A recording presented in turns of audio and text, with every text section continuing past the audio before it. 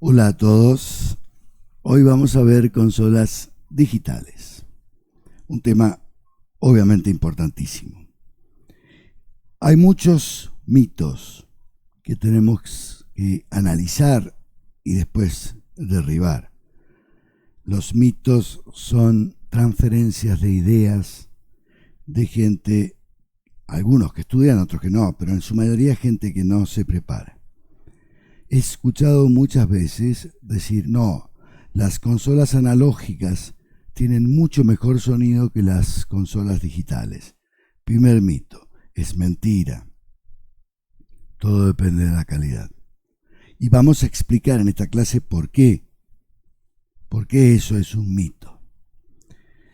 En realidad, de la misma calidad tienen el mismo sonido. Sería no distinguible para el oído más experto si tiene una cortina adelante y está escuchando una consola digital contra una analógica, distinguir cuál es cuál. Primer mito. Sí, tengo que aclarar de que las primeras consolas digitales, no eran de la calidad que tienen hoy en día. Entonces probablemente de ahí nazca ese mito, ¿no es cierto?, de que las consolas digitales no tienen la misma calidad de sonido. Totalmente mentira. Hoy en día hay consolas digitales muy, muy buenas. Y vamos a ver que tienen ventajas sobre las analógicas muy prácticas. Y algunas, por supuesto, desventajas, como cosas distintas que son. La electrónica interna es totalmente distinta a la electrónica que tiene una consola analógica. La consola analógica tiene todos amplificadores o preamplificadores y ecualizadores analógicos. Obviamente son circuitos, son unas plaquetas con circuitos de preamplificadores, ecualizadores, filtros y más, totalmente analógico. Que para mí el término analógico está infundado, es una mala, elección de la palabra. Debería llamarse señales continuas, en donde yo no puedo distinguir un punto del otro. Contra las señales digitales, que son señales en realidad que están cortaditas por tramitos, la señal original continua está cortadita por tramitos y después numeralizadas para que las computadoras puedan registrarla, puedan guardarla. Enseguida veremos muy bien eso. Sí comparten algo igual en lo que respecta a circuitería, pero son nada más que los preamplificadores iniciales de la consola. Es la única parte que tienen analógica, las consolas digitales. Hay ventajas y desventajas. Comencemos por decir que en el mundo analógico nosotros tenemos consolas, si se recuerdan la clase de consolas, en donde teníamos puntos de inserción, donde podíamos insertar un cable Y, salir de ese punto del preamplificador del canal 4, por ejemplo, e irnos a un procesador de efectos, generalmente un procesador de dinámica, como puede ser un compresor, un limitador, un expansor, también puede ser un ecualizador, por supuesto, y también puede ser un procesador de reverberación, una reverb. Obviamente, si vamos a hacer un toque, un concierto, y tenemos que llevar una gran consola analógica, por otro lado, tenemos que llevar muchos procesadores de señal para cada canal que yo quiera manipular la señal y procesarla. Imagínense entonces que ya el vehículo que la tiene que transportar tiene que ser más grande para llevar todo este rack de procesadores, 1 o 2 racks, más todo el cablerío que sale de la consola, va al rack y vuelve a la consola. Y por otro lado está todo el tiempo y el trabajo de conectar esos racks a la consola. Y una cosa que pasaba siempre era que por allí no retornaba la señal, y era o porque no habíamos conectado bien los cables de unión entre consola y raquera, o porque simplemente no habíamos encendido algunos de los procesadores de señal. Todo eso se acabó con la consola digital, porque cada canal tiene muchísimas posibilidades de inserción interna con procesadores ya internos. Y para hacer una analogía así, una diferencia rápida entre consolas, una tiene todo un circuito cableado, fijo, cuyo ruteo, el ruteo de las señales, también de alguna manera está limitado por su ruteo interno en las plaquetas y en sus llavecitas de conexión. Mientras que una consola digital la tengo que ver como una verdadera computadora, y es exactamente una computadora. Lo que pasa es que está dedicada al audio. Es una computadora que está dedicada exclusivamente al audio. Está preparada para el audio. ¿Esto qué nos dice? Que tengo muchísimas más posibilidades, miles de posibilidades de rutear las señales, ¿no es cierto?, internamente a la consola, ya que todo eso lo trabajo por software. Son programas que voy modificando, o parámetros de programa que voy modificando, o subprogramas que yo ruteo entre sí, o sea, linkeo entre sí. Entonces, bueno, ahí está una de las ventajas grandes, obviamente. Pero yo también quiero aclarar lo siguiente. Las analógicas algunas ventajas sobre las digitales tienen. Una consola analógica, cuando uno la va a operar, en la superficie de control o bastidor o consola, eso es lo que significa, ¿no es cierto?, una consola, una superficie donde tenemos controles. Similarmente a una consola de un vehículo, ¿cierto?, un auto, donde tengo los controles de calefacción, de audio, del sistema de, no sé, recambio de aire interno y otras cosas. Quiere decir que a ese panel le llamamos consola. Consola, panel, superficie de control, es exactamente lo mismo. Las analógicas, en su superficie de control, tenemos todas las perillas o controles a la mano instantáneamente. Si se produce un acople, yo puedo tocar el potenciómetro del ecualizador del canal que está acoplando instantáneamente y bajar, por ejemplo, graves, medios, agudos.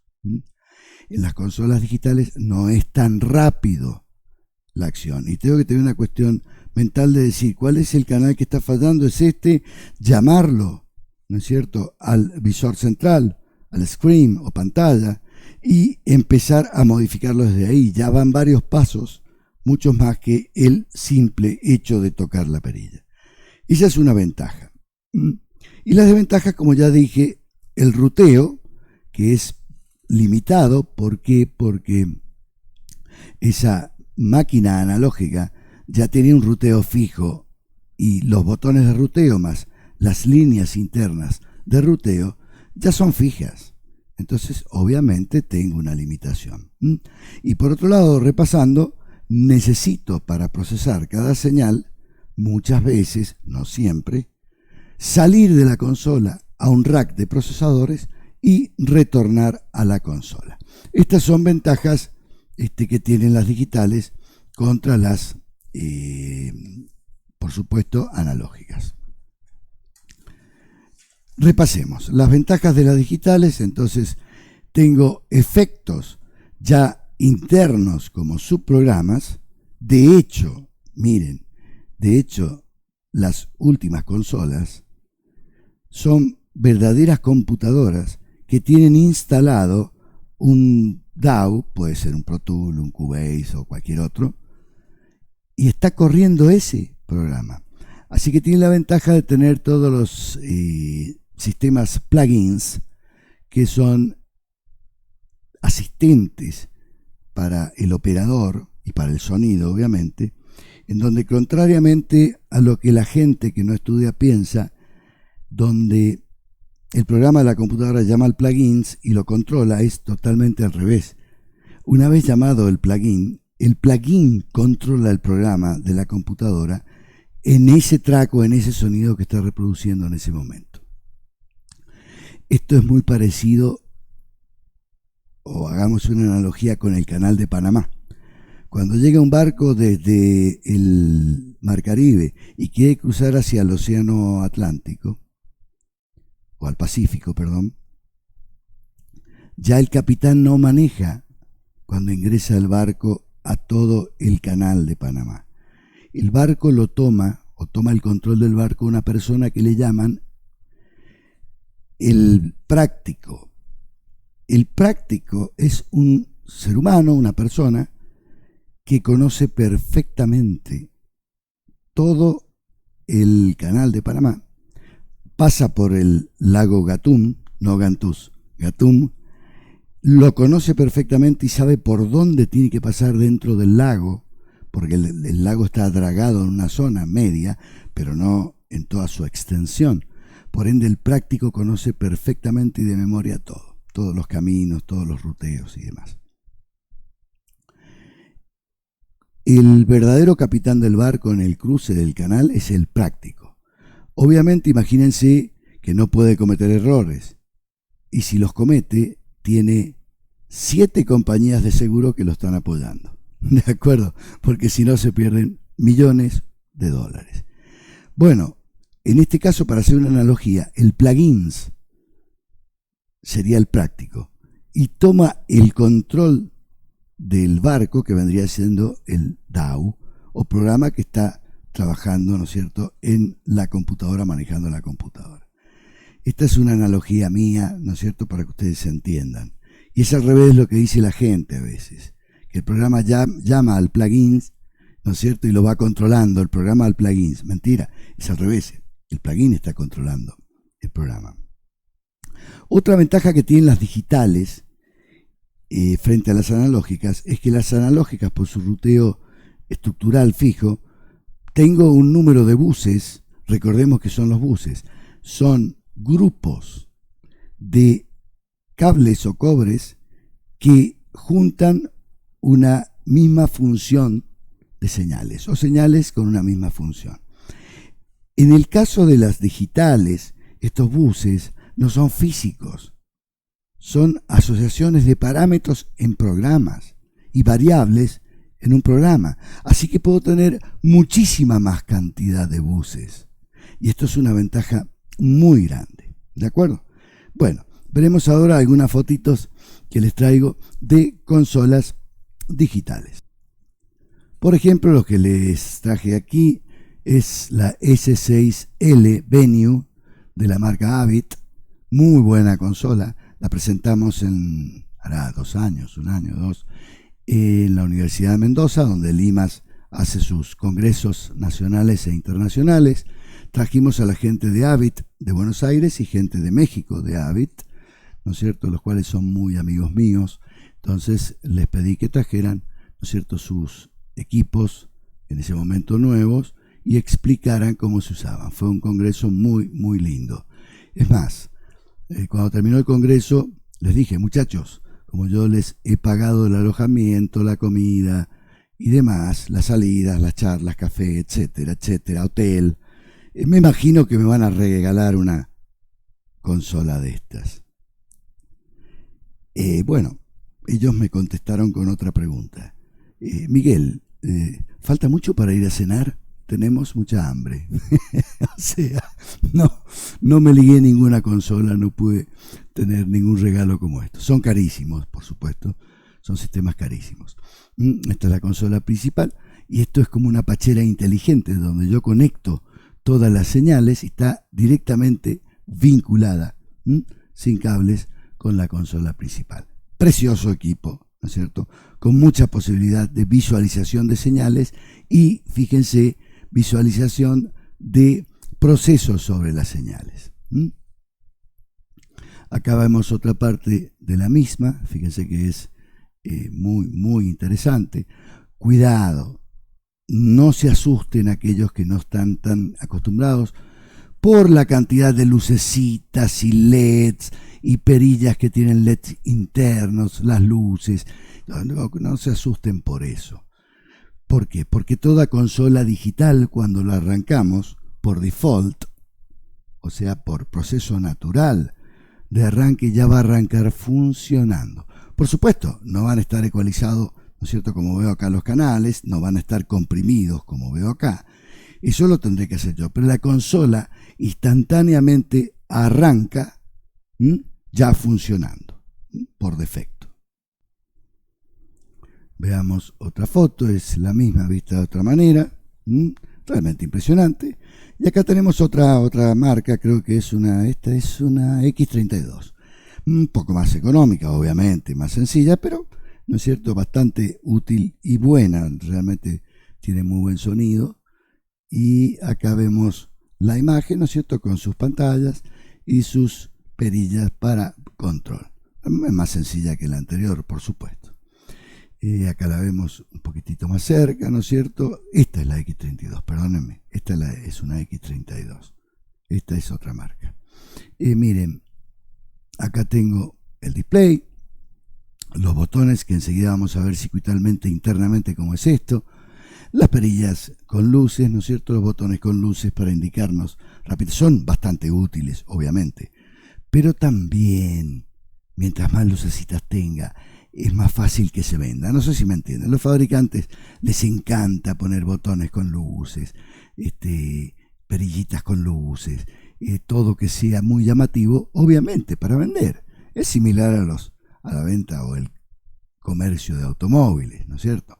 Si ya salen con LEDs y salen con otros aditamentos para llamar la atención, ¿sí?, que a veces no son tan útiles. En el caso de las consolas, sí, obviamente, todos estos coloridos me está indicando algo, ¿no es cierto? El rojo me está indicando que algo está muteado, algo está apagado, que tenga cuidado. Los verdes me están indicando siempre que están encendidos, que hay luz verde, como si fuera un semáforo. Bien, veamos las cosas por adentro. Esto es ver las perillas por afuera. No me puedo quedar con esto. La gente que no estudia se queda únicamente con esto. Pero cuando hay problemas no sabe qué pasa. ¿Y por qué, ingeniero? Y porque no conoce lo que hay adentro. Entonces, si uno no quiere resolver un problema, pero no sabe cuál es el problema, obviamente nunca va a tener una idea de la solución. Miremosla por dentro. Como les dije más temprano, las consolas digitales son una verdadera computadora, igual que cualquier otra computadora, más sofisticada, menos sofisticada, más cara, menos cara, con más cosas, con más memoria, con menos memoria, pero es una computadora, ¿sí? Ahora bien, es una computadora que está dedicada al audio, por lo tanto, no tengo a priori un teclado, por ejemplo, como el teclado de las computadoras para escribir. Pero eso es secundario, pues yo acá no necesito redactar un libro. Entonces, obviamente no tengo teclado. Tengo la posibilidad, sí, de conectar por medio de los USB, las conexiones serie universales, este equipamiento, acá son integraditos, que hacen la conversión de datos serie, ¿sí?, a datos paralelos en estos buses que ya vamos a ver.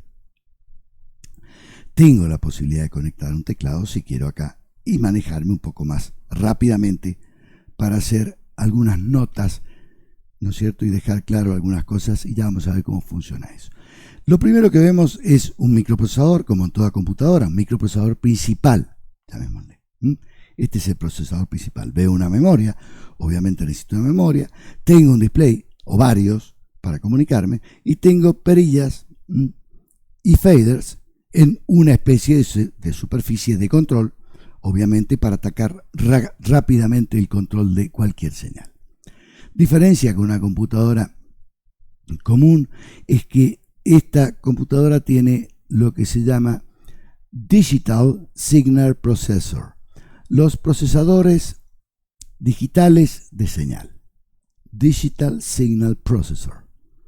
Estos procesadores tienen otro microprocesador interno, similar a este o con menos capacidad, pero tienen procesadores internos que van ejecutando sus programas o programas independientes de cada uno de esos DSP, por supuesto controlado por el microprocesador principal. Este sería el general, ¿no es cierto? Y estos son los soldados, pero tienen sus microprocesadores. Vemos aquí que sí o sí yo necesito pasar del mundo analógico, mal llamado analógico, el mundo continuo, de señales continuas, que nunca discontinúa un valorcito de otro que sigue, ¿me entienden? Por eso yo le llamo continuo y no analógico. Porque analógico es un término mal puesto. Analogía significa una misma relación, o puedo encontrar una misma relación en dos sistemas diferentes. Eso significa hacer o producir una analogía.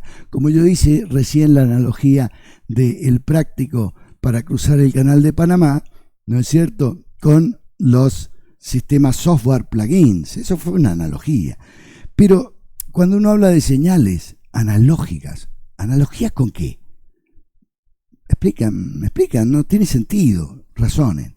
Para mí debería haberse llamado señales continuas o electrónica de señales continuas. No importa, no podemos cambiar nosotros ya los usos y costumbres. Pero sí les digo que el mundo que está acá afuera lo percibimos en forma continua. Por lo menos el ser humano lo percibe en forma continua. Si empiezo a tomar un microscopio y me voy a, digamos, una amplificación atómica y más chica todavía que la atómica, sí, bueno, vuelve a ser discontinuo, empieza y aparece la física cuántica. Pero el mundo que percibimos como seres humanos es continuo, es analógico, si quieren decirle. De alguna manera yo tengo que convertir esas señales analógicas que entran por acá en digitales con este sistema. Entonces necesito preamplificadores analógicos aquí. Y les aseguro una cosa, la calidad de la consola digital va a depender muchísimo, yo les diría el 80% de su calidad, 90% de estos preamplificadores. Porque el sonido, la calidad de sonido está acá, en esa preamplificación de las señales, que ya sabemos que tienen que ser lineales, o sea, baja distorsión, amplio rango de frecuencia y en lo posible totalmente plana, y muy bajo ruido. Ahí están los tres factores fundamentales de estos preamplificadores.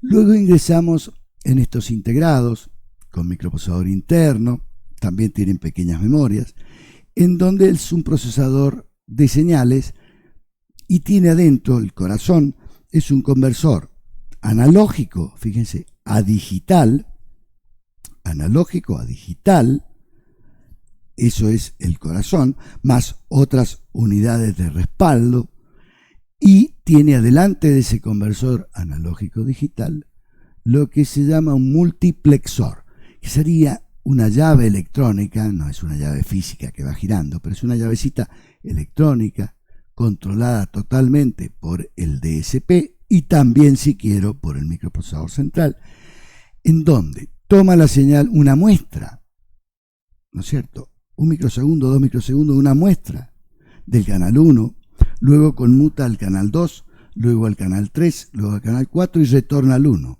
Hace un secuencial, un secuenciamiento de la toma de muestra de estas señales. Ya hemos visto en la parte de digitalización, o vamos a ver en la parte de digitalización, cómo es este proceso. Además, tiene un registro de salida en donde unos microsegundos va colocando el dato de cada uno de estos numéricamente aquí en un registro final de salida para que lo tome el bus de datos y lo lleve al procesador. Acá hay una unión. Ok, y así tengo varios DSP y también tengo otros DSP que trabajan totalmente al revés. Las señales que ingresa acá o números que les envía el microprocesador central lo convierten totalmente al revés. Son conversores digitales analógicos. Y también hay un secuenciador que va sacando ya señales analógicas continuas al canal 1, al canal 2, al canal 3, al 4 y tiene todas las salidas. Entonces puedo tener, qué sé yo, 32 entradas, 64 entradas, 128 entradas y la misma cantidad, si quiero, de salida.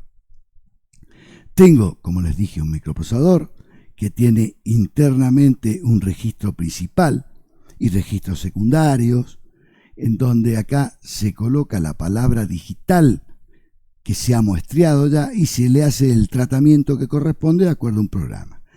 Programa que está en la memoria, enseguida charlamos de esto, está todo conectado con un display para que tenga relación con el ser humano que lo está operando y por supuesto las perillas para que el ser humano pueda modificar el proceso.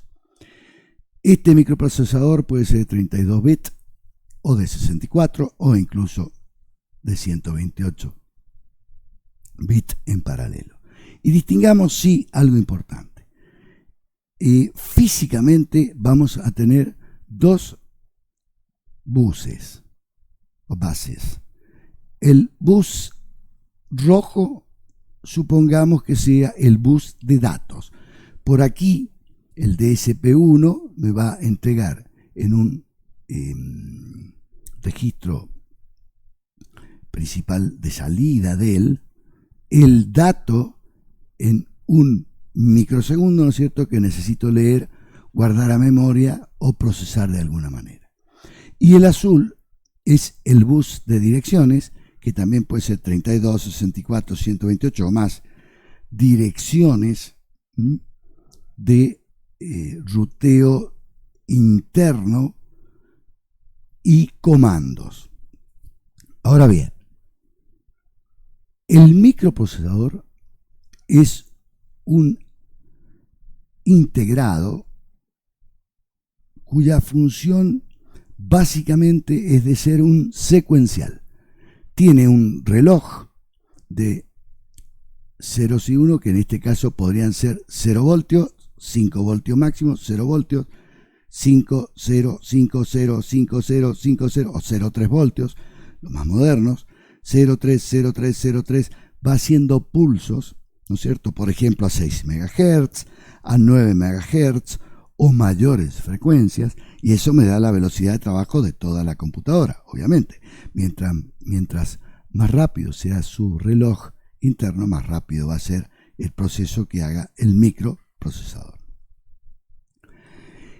El microprocesador no puede trabajar solo porque no es inteligente, solamente es secuencial. Él comienza con su reloj en secuencia 1 y sigue para adelante, ¿no es cierto? Ese reloj en megahertz está funcionando siempre. Entonces necesita sí o sí conectarse con una memoria que de alguna forma, acá están las instrucciones para que el microprocesador lea y las ejecute. Eso es una computadora.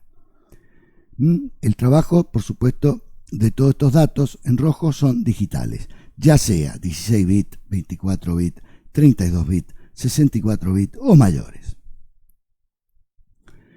Acuérdense que el bit es un casillero, puede ser hoy en día un transistor, que se pone en conducción o no conducción. Se pone en 0 volt, sería un 0 lógico, en 3 volt o 5 sería un 1 lógico. Y trabaja en forma de numeración con base binaria. O sea que yo puedo formar cualquier número que quiera, también con un sistema binario cuya base es 2. ¿No es cierto? O sea, el 0 y el 1. Tengo dos estados, nada más. Pero con muchos de estos bits puedo generar palabras digitales, palabras informáticas. Les aclaro que un byte son 8 bits. Puedo generar palabras de un byte, 8 bits, 2 bytes, 16, 3 bytes, 24 y así, de tantos bytes como yo quiera la palabra digital, que significa un dato, o que significa para los cables azules una dirección de memoria o una dirección interna acá, o un comando. Por eso se llaman azul bus de direcciones o comandos y el rojo bus de datos. Por eso en mi dibujito los diferencié bastante bien para que a ustedes les quede rápidamente claro. Luego tengo, ¿no es cierto?, señales de display con sus botones y perillas y botones en la superficie de control. En este caso he puesto 3 unidades USB, puedo tener más, menos, las que sean. Charlemos un poquito del funcionamiento y la memoria interna que está íntimamente relacionada con él. La memoria interna la puedo dividir en partes o en secciones. y pueden tener tantos gigabytes como el fabricante quiera darle. Lo primero que tenemos siempre fijo en la memoria, ¿no es cierto?, es la zona que se llama memoria BIOS. Esta memoria es importantísima porque el microprocesador, el secuencial, apenas arranca con las mínimas direcciones 00000000001, 000000011, que sería 2 en decimal, y así va incrementándose, va por este bus de direcciones y datos a empezar a ejecutar lo que está escrito aquí, las direcciones de la BIOS, que le mandan acá una información al microprocesador, que va acá al registro principal y le empieza a decir la BIOS lo fundamental, lo básico sería acá. Encender tal cosa, encender tal cosa, encender tal cosa, o sea, encender el DCP1, el 2, el 3, el 4, el 5, el 6, encender el display, encender esto, habilita aquello. ¿Me explico? La memoria BIOS está preparando primero al microprocesador con su registro principal y secundarios para que pueda empezar a trabajar. Lo que sigue es una memoria en donde está cargado un programa que se llama normalmente sistema operativo, y pueden ser distintos en distintas consolas digitales, pues son distintas computadoras. Ya todos conocemos un poquitito más los sistemas operativos. Mire, esto es como si fuera una programación de distintos niveles, en capas. Necesito sí una BIOS primero, luego un sistema operativo, luego lo que sigue. ¿El sistema operativo qué es? Es aquel programa que se le llama sistema, que me empieza a preparar también todas las cosas ya más finamente, me carga lenguaje exclusivo de ese sistema operativo para que todas las cosas comiencen a funcionar y levanta los protocolos de comunicación. ¿Qué sería eso? Como los lenguajes. Le va a decir, acá te voy a hablar, por ejemplo, en castellano. Hoy, escúchame, te voy a hablar en castellano, te voy a hablar en castellano, te voy a hablar en castellano, te voy a hablar en castellano. Despertate, te voy a hablar en castellano, despertate, te hablo en castellano, despertate, castellano, castellano. Así. Ese es nuestro sistema operativo. Si no arranca esto, no funciona. Si no arranca la BIOS, no funciona nada. ¿No es cierto? Es como que no arrancó la máquina y mucha gente, muchos informáticos dicen, no butea, no buteó. Bueno, no arrancó para nosotros. Luego existe el programa. Una vez que ya se cargó el sistema operativo y está listo, la máquina está como un vehículo, arrancado y en punto muerto. Existe lo que se llama un programa que va a ejecutar un montón de órdenes y secuencias ya programadas para que funcione de una determinada manera, y va a ir a visitar parámetros en otro lugar de memoria en donde yo, por ejemplo, la apagué la última vez y va a visitar esos parámetros para cargar los últimos parámetros, ¿sí? O va a hacer caso acá a las perillas, o va a hacer caso a los USB para saber que tiene que seguir ejecutando el programa. Perfecto. Les aclaro entonces que este programa puede ser un Pro Tool hoy en día en las consolas Venue de Avid. Otras consolas tienen otros programas de ellos, ¿no es cierto?, el propio fabricante. Eso no importa. Cada consola ejecuta un programa. Este programa yo lo puedo poner update o upgrade una vez cada año, una vez cada 2 años, si el fabricante me envía, si yo he pagado bien la consola y pago los upgrade o update y cargo la nueva o las nuevas versiones de programa. Por ahí los ingenieros de la fábrica dicen, mira, ¿por qué no mejoramos este algoritmo? Y entonces hacemos que funcione más rápido, se linkee con más rápido, esto ya se prepare más rápido, mejor, y me mandan a mí un upgrade de ese programa. Lo instalo, ¿no es cierto?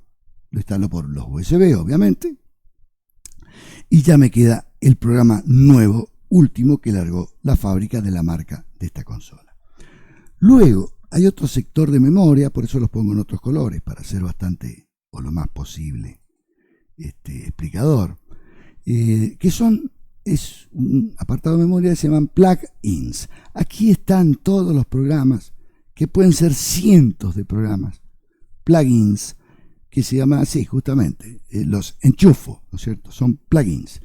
Son programas que se enchufan en para tomar el control, como les dije.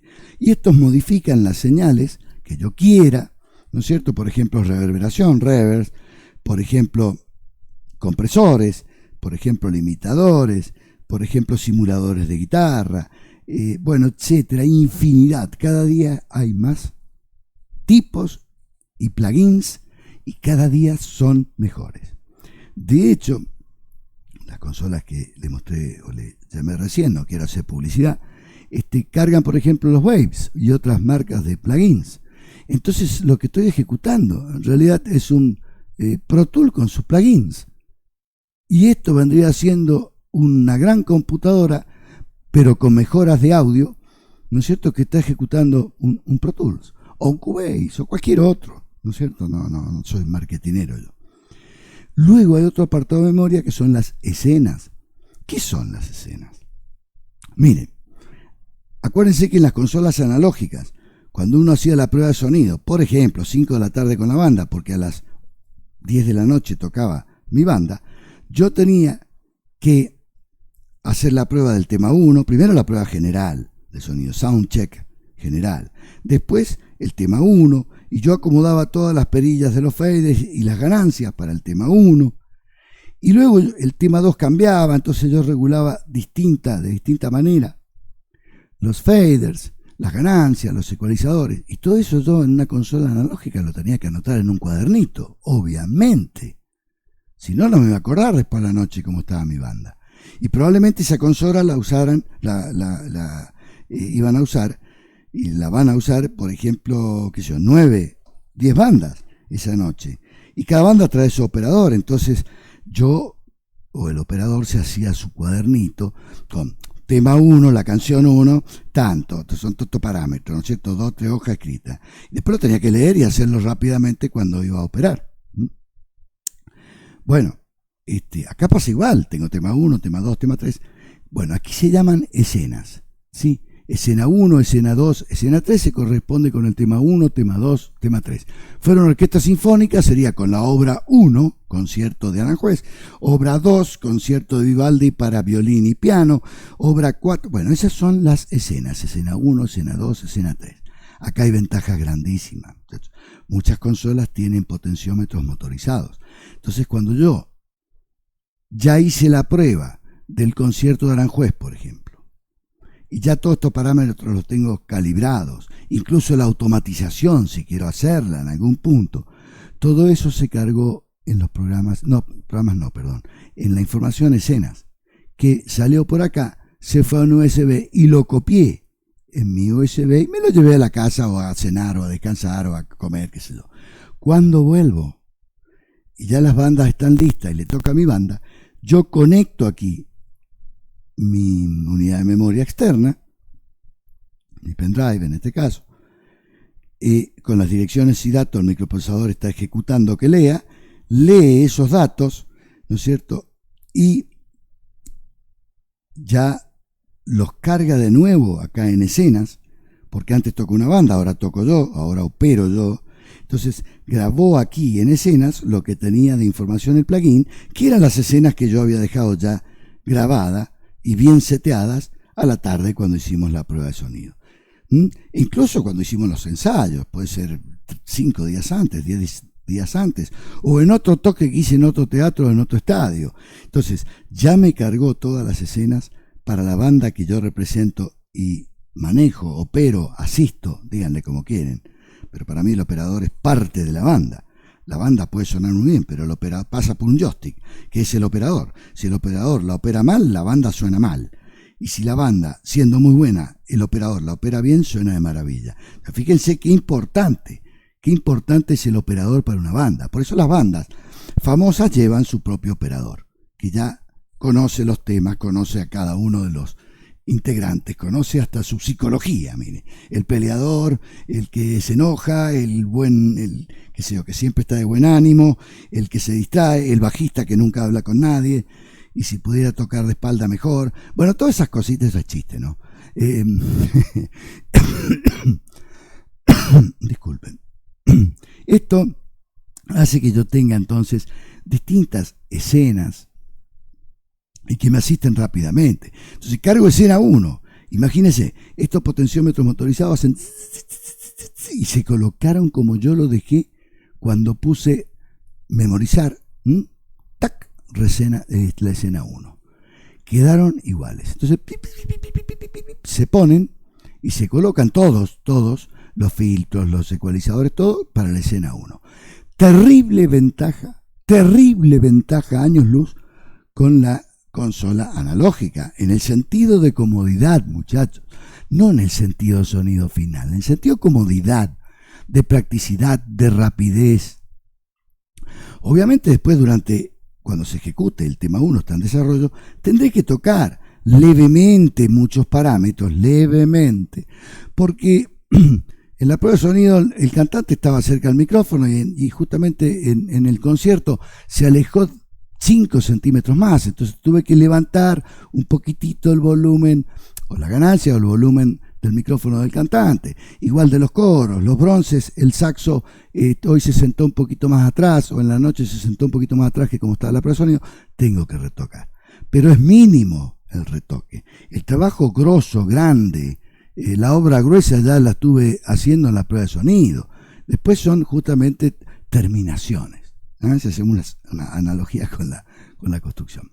Y acá hay etcéteras. Ingeniero, ¿qué son etcétera? Etcétera son los que quieran. Muchas consolas te dan un montón de posibilidades de grabar datos ahí. Se me ocurre una ahora, mientras estoy haciendo la calle, me ocurre una. En la escena 1, yo tenía que aclarar de que el cantante si baja del escenario se toma una copa de champán, da un beso a una chica que está en la primera fila y se vuelve a subir al escenario, por decirle una tontera.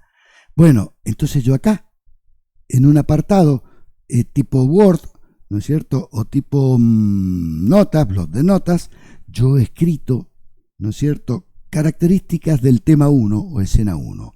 Y me van a salir en el display, si lo leo, qué características tiene por si yo me olvido, o por si yo me voy y le digo a un amigo, seguí operando vos, tengo que hacer un trámite, ¿no es cierto? Tengo que ir a ver mi auto si está bien, o irme a tomar algo, estoy cansado, y otro viene y me dice te reemplazo. Entonces él en tal escena llama a notas, supongamos que se llama así, notas, y lee en el display las características de ese tema.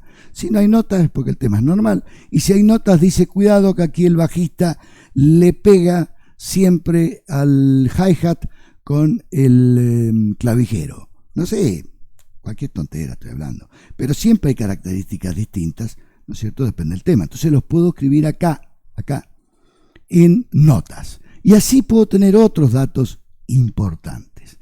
Es más, puedo dejarle al operador que sigue otra nota y dice nota para el operador siguiente.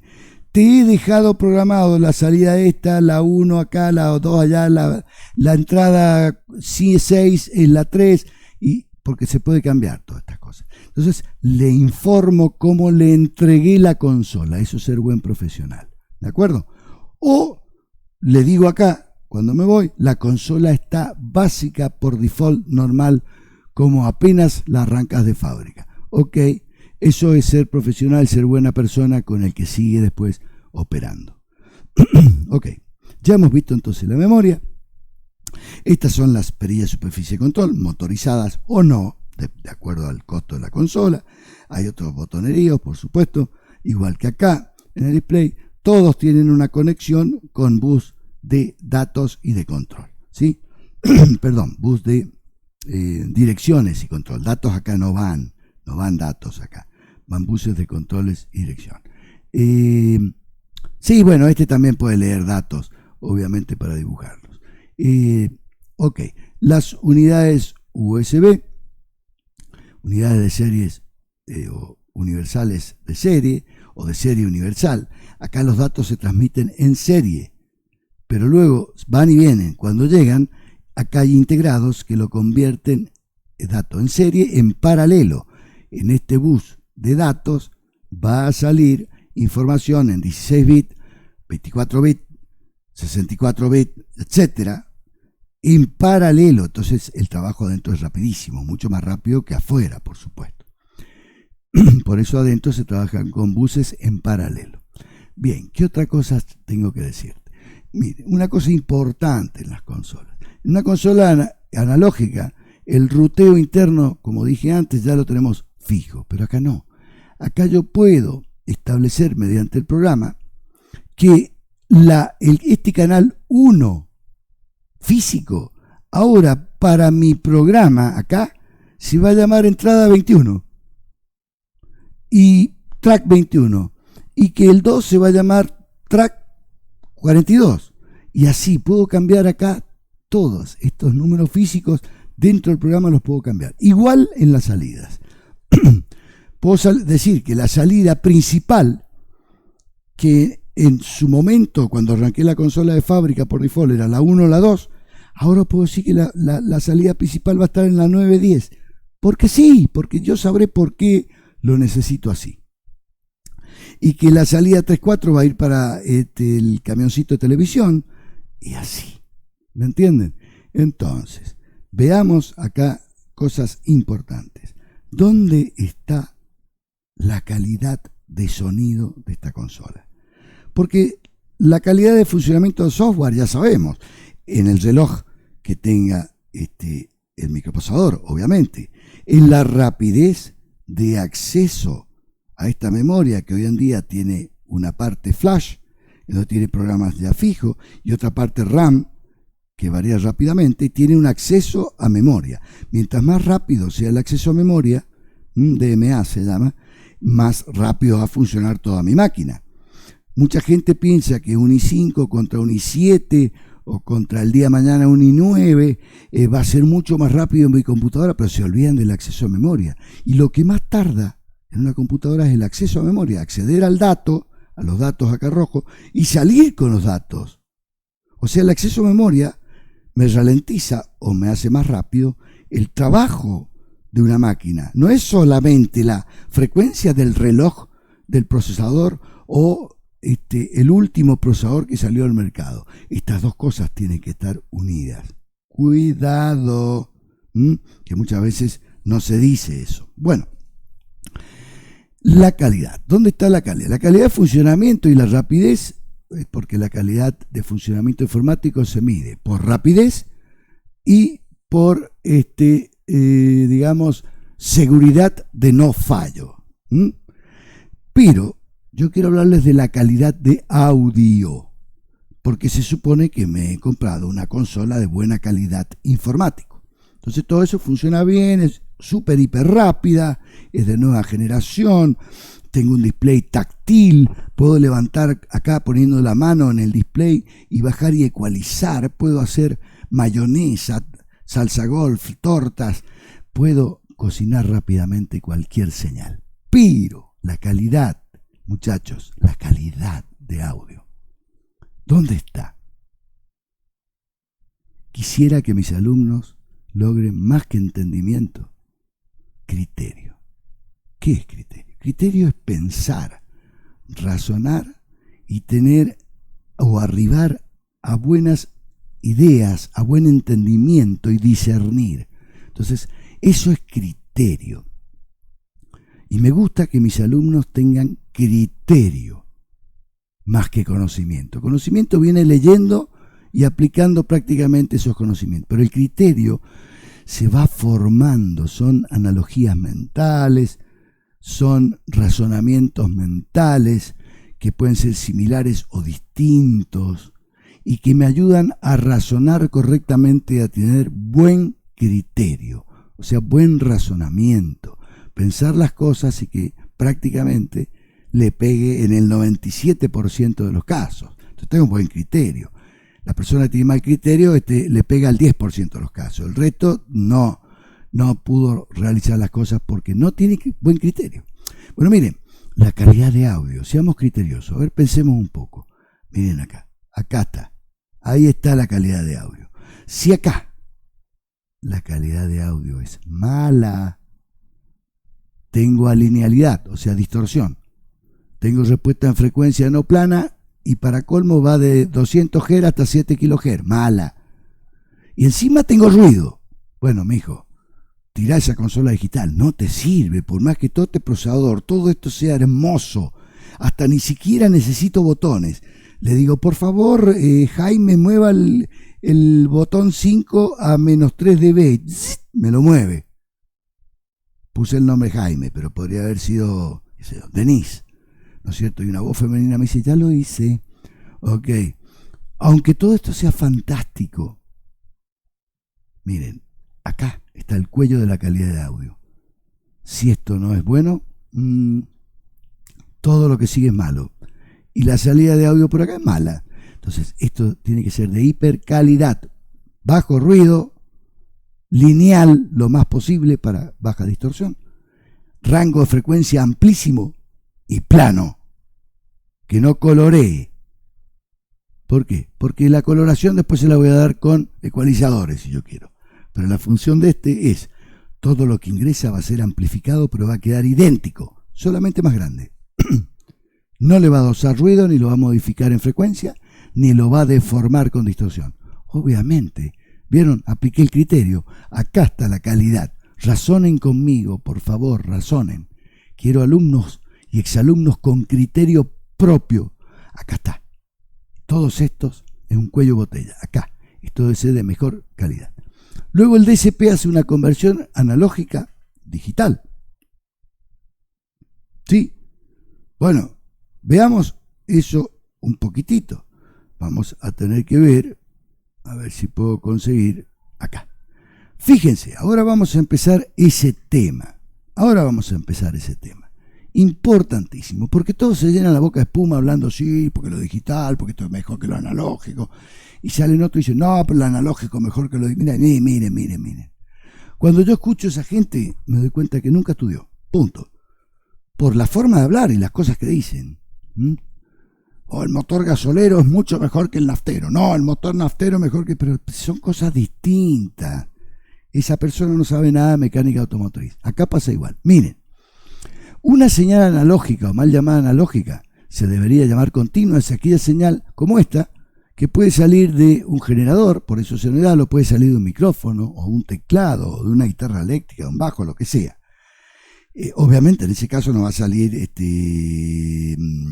¿cómo se dice? No puede salir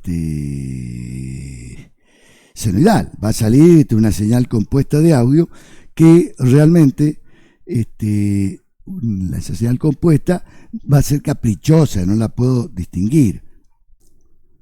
Y esta señal es continua en el tiempo. Pero la computadora no puede almacenar una tensión que va cambiando. Imposible que una computadora pueda hacer eso. La computadora tiene registros de ceros y unos. O sea que tengo que hacer que esta señal sea numerilizada. O sea que se transforme en números. Y eso es lo que hace el conversor analógico digital. ¿Cómo? Esto se ve muy bien en segundo año, mucho más profundo que ahora, cuando veamos placas de audio. Pero la placa de audio tiene un conversor analógico digital, que puede ser un DSP también como las consolas, y lo que hace es tomar esta señal en el valor, por ejemplo supónganse que sea inicial, acá yo he dibujado en negro suavecito la señal original, toma un valor, lo retiene 1 o 2 microsegundos para hacer la conversión y lo tiene que retener ese tiempo porque toma un tiempo esa conversión a número. Entonces, mientras va pasando ese tiempo, la señal sigue creciendo, en este caso puede ir para abajo, para arriba, y eso no lo puedo evitar. Luego viene otro tiempo de retención y muestreo, en este que está acá, y tarda el tiempo de conversión. Luego viene otra toma de muestra que produce lo mismo, retención y muestreo, que va a ser este valor, y cada uno de esos valores lo va a convertir a números. O sea que lo que tengo aquí son números en la computadora. Desde el 000000000, supongamos, les he marcado acá 16 bits. Hasta, qué sé yo, la mitad del valor, que va a ser 0, 1, 1, 1, 1, 1, 1, 1, 1, 1, hasta el máximo nivel del rango dinámico que tenga ese canal de entrada y de conversión, que va a ser el 1, 1, 1, 1, 1, 16, 1 si yo tuviera 16 bits. Entonces, ya sabemos que la conversión en 16 bits nos da acá un cierto número de estados o escalones posibles. ¿Cuál es? 2 a la n, siendo n el número de bits. 2 a la 16 va a ser 65.536 estados o muestras de la señal que ingresemos. 65.536. Les aclaro que es mucho. Cuando después larga la placa de audio o la consola estos valores en tensión, mi oído prácticamente no puede distinguir entre esta señal con 65.000 escalones a esta señal continua. Y además, y para bien, hay un filtro pasabajos en la salida funcionando como un integrador. Suaviza todos estos escalones cargándose ese capacitor y descargándose, con lo cual hace mucho más suavecita esta escalera. Y si uso 24 bits, señores, tengo 2 a la 24, me da 16.777.216 estados o escalones, imperceptible al oído, y sigue teniendo el integrador de salida. Entonces, miren, casi ningún oído puede distinguir la calidad de salida de 16 bits a 24 bits.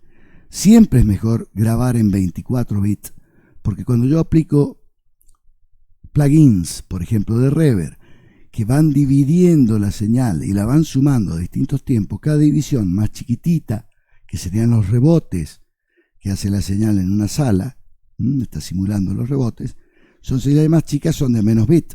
Entonces, si tiene menos bit, tiene menos calidad.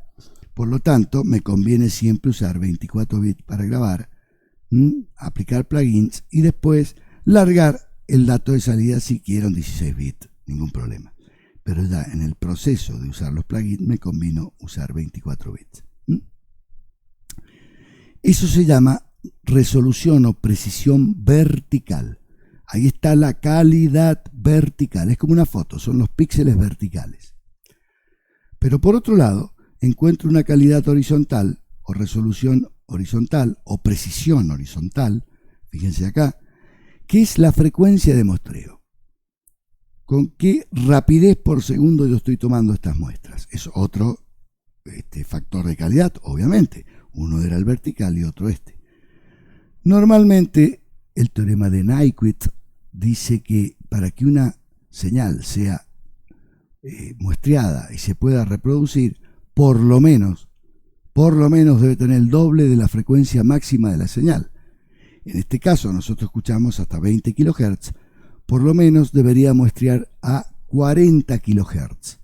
Bueno, por otros motivos que no voy a explicar ahora, se ha normalizado en 44.100 muestras por segundo. Les aclaro que hay muchas frecuencias de muestreo. Hay otra en 48 kHz. Esta es mucho mejor si voy a hacer audio que está relacionado con video, y es mejor 48 kHz porque se sincroniza perfectamente con la frecuencia de refresco del video en pantalla. ¿De acuerdo? Pero les aclaro que hay otras más, hasta llegar hoy en día a 192 kHz.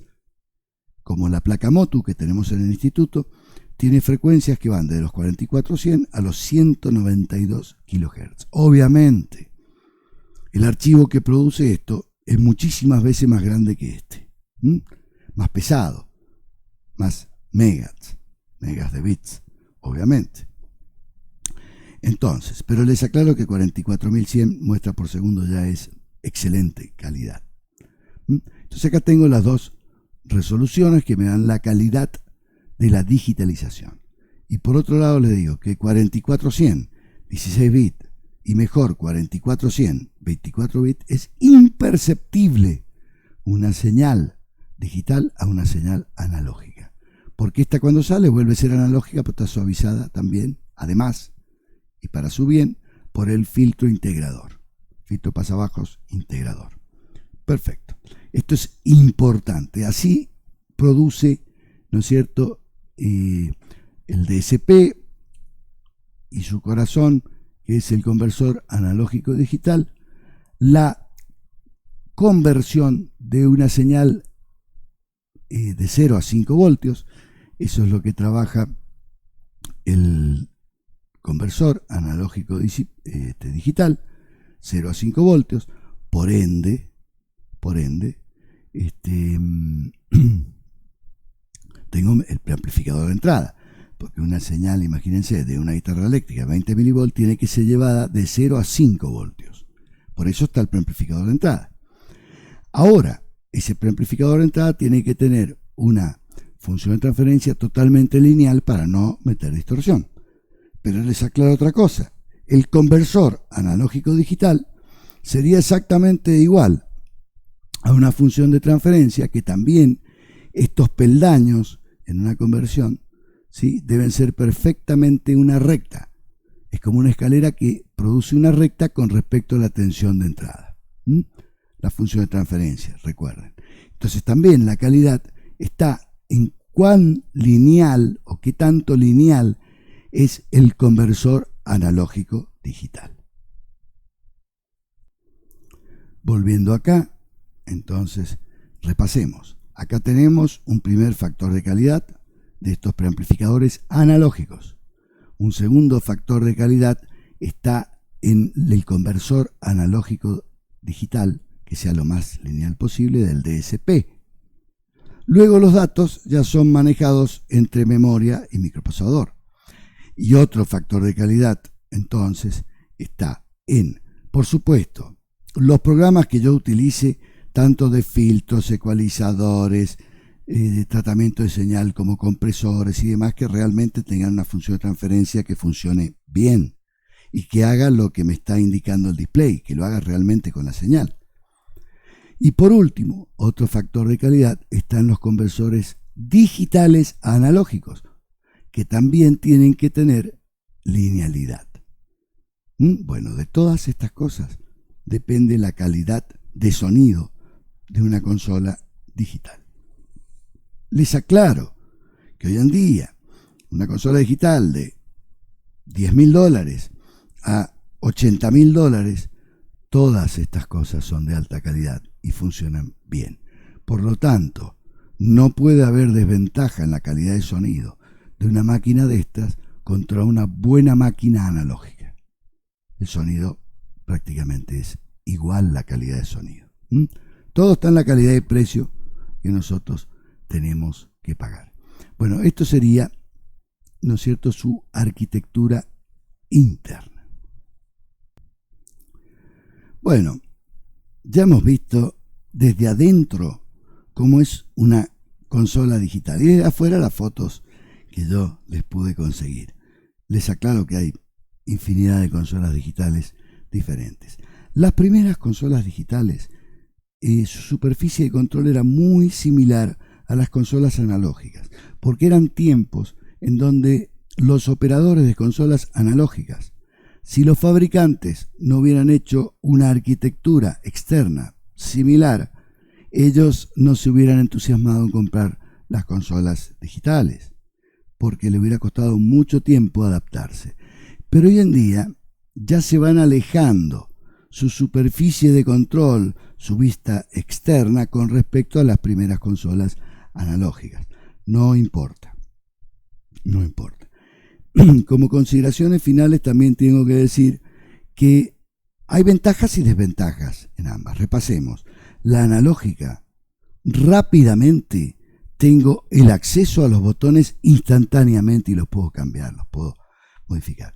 Las digitales tienen la desventaja que tengo que llamar, por ejemplo, cerca del display al canal 4 y aplicarle un filtro o desactivarle el filtro, y tengo que estar pensando a ver cómo se llamaba el canal 4, así, canal 4, ¿qué tengo que hacer? Filtro, entonces tengo ecualizadores, compresores, filtro, Filtro voy conectando o calibrando o cambiando distintos parámetros del filtro. Luego tengo que ecualizar, ecualizador, después canal 48, bueno, tardo un tiempo en acceder al canal que me interesa o a la información que me interesa o al bus que me interesa. Esto es una desventaja, obviamente. La otra es rapidísimo, lo tengo ahí, y esta tengo que estar pensando, estar habituado.